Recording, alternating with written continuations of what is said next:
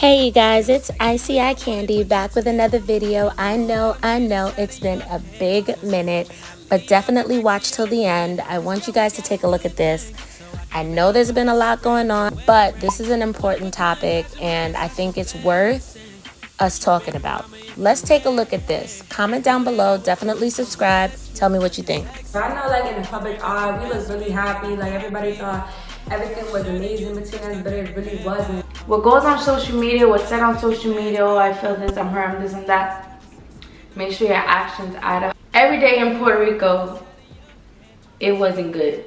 Behind every picture that we had, there was an argument about something so silly, something dumb.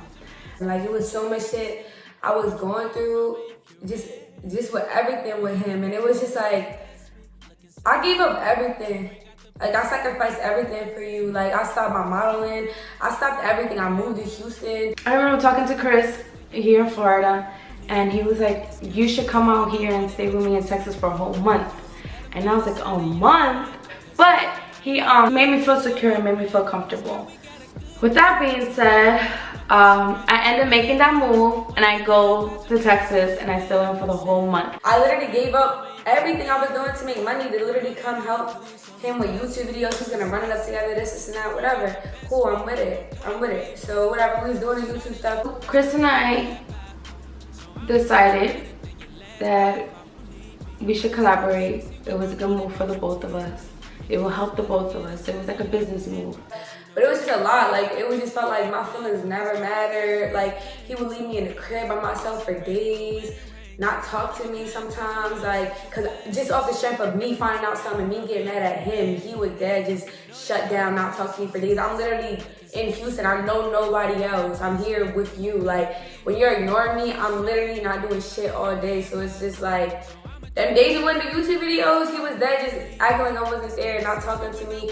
Anytime that you saw us like not post for like 4 days, 5 days or whatever, every time that happened, there was a reason behind it. But whenever there was an argument or disagreement, whatever, Chris wouldn't talk to me for 3 or 4 days, literally, while I was out in Texas. Like, I would wake up in the morning and he won't say a word to me. I would try to say something to him, and it was very like one-word answers, and he just wouldn't talk to me. It didn't happen once or twice or 3 times. It happened a few times that Chris just would lash out and not talk to me for 4 days. He would go to the bed and turn over and not talk to me, not look at me. And it was like, if he was mad, 4 days or 5 days, we was not gonna be talking. It was just me laying in the house, him on 2K all day, and just not exchanging not one word. Not one word.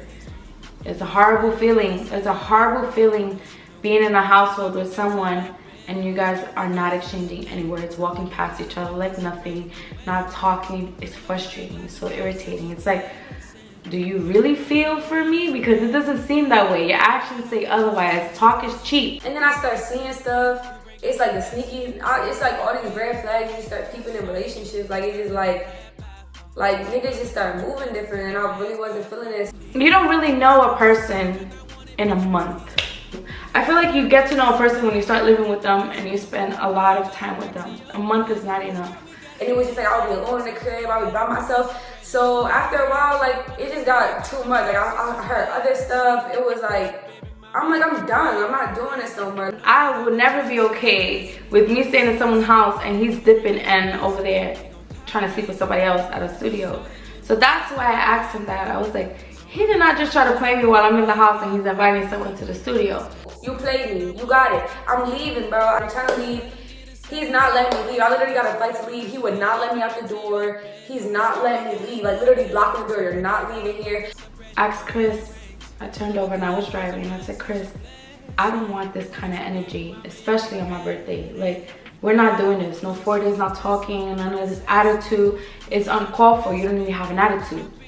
I don't have an attitude. He starts yelling and he scared me. Remember when I was driving, I jumped up. I was like, what the fuck is wrong with him? Like, yelling out of nowhere. And I was like, nah, You're doing too much. Days later, same thing. I wake up and he's DMing this girl he used to talk to.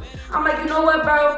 You want these bitches so bad, have them. You know what I mean? I'm not doing this somewhere. And it was kind of just after that, my mental is just done for. Like, I don't want nothing else to do with you. It's like, it's so much hurt I could possibly take. I'm not about to keep feeling like I could take this from a nigga just cause what? Like, I don't understand why you're yelling like that. Relax. I'm not gonna go into detail about the argument, but it got really, really ugly. Really, really ugly. He's dead ass grabbing me, putting his hands on me, doing all this extra shit. And I'm looking, bro, I'm like screaming, like telling him, like, you're hurting me, my nigga, you're really hurting me. Like, bro, I'm like on the floor, my arm twisted behind my back, he's gripping me the fuck up. So I'm telling him he's hurting me, he's not moving, so I grabbed his dick. Like, what? I squeezed the fuck out of this nigga's dick. He like, you really don't? That just got him even more mad. Like, females, advice, do not grab his dick in the heat of argument, you know what I mean? So he turned the fuck up, he's throwing me around the bathroom, but I just look up, I see CJ. Like, why are you doing this in front of, like, bro, you don't understand. That shit had me weak. Like, nah, like, this little boy should not be seeing this. Like, you're gonna literally, like, he's a little boy seeing you putting your hands on a female, my nigga. You know how bad that is? And then me, out of all females, like, bro, you don't understand. That shit had me done for. So after that, we just keep going. Shit's getting worse. It escalated. It got disrespectful. He called me on my name. And for things not to get worse than what they were already, I told one of my friends to tell him to leave. To leave because I felt so disrespected. And then, like, next thing you know, this nigga has me choked up on the bed, my nigga. Like, y'all don't understand. Like, imagine looking into somebody's eyes you love and this nigga's just choking you. And his sister has to walk in the room, pull him off of me. And after that, bro, it just kept getting worse. And I finally, once I finally got the house, bro, I had a couple of my stuff with me. I was just outside in the rain. I'm not going back inside. This nigga keeps trying to come outside. He keeps trying to apologize to me. He keeps trying to tell me let's work it out. And I'm like, no, I don't even feel safe. I don't want to go back in. Like, what?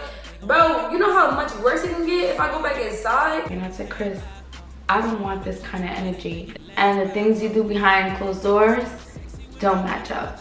When someone plays the victim, they'll lash out so that you don't question them anymore about certain things.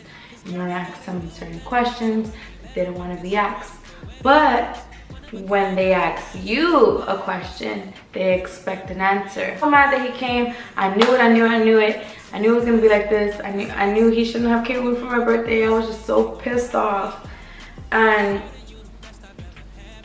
every day in Puerto Rico, it wasn't good. Behind every picture that we had, there was an argument. But the beginning, like every relationship out there, the beginning is always like honeymoon stage or whatever. It's definitely one of those things. I don't know, you guys. Does this sound like a pattern? Tell me in the comments down below. What do you think? Also, it sounds like Leslie left the door open for Chris to come back. So it looks like Savay was a little smarter. She got in a little deeper, but she got out. Comment down below. Tell me what you think. Let's talk about it. I just wanted to look at both situations because they were sounding really, really similar. I don't know. They just sounded really, really similar. Tell me what you think down below. It's kinda sexy when I want it, but you tease me. And you don't let them get inside of your head. Cause you know when I leave, I'll be back to your bed. Cause girl, we got a good thing. So I can't let them fuck this up, ready for wedding rings. One of a kind, glad your mind's such a blessing. Future baby mama, if you're ready. You know that I would do it, so don't test me. Looking sexy, you bring out the best me. They gon' copy. Shawty, you the best I've ever had by far. So I'ma treat you better than your last by far. No matter what you do, can't nobody tell me shit about you. Need me, it's kinda sexy when I want it, but you tease me. And you don't let them get inside of your head. Cause you know when I leave, I'll be back to your bed. Cause girl, we got a good thing. So I can't let them fuck this up, ready for wedding rings. One of a kind, glad your mind's such a blessing. Future baby mama, if you're ready. You know that I would do it, so don't test me. Looking sexy, you bring out the best me. They gon' copy. Shawty, you the best I've ever had by far. So I'ma treat you better than your last by far.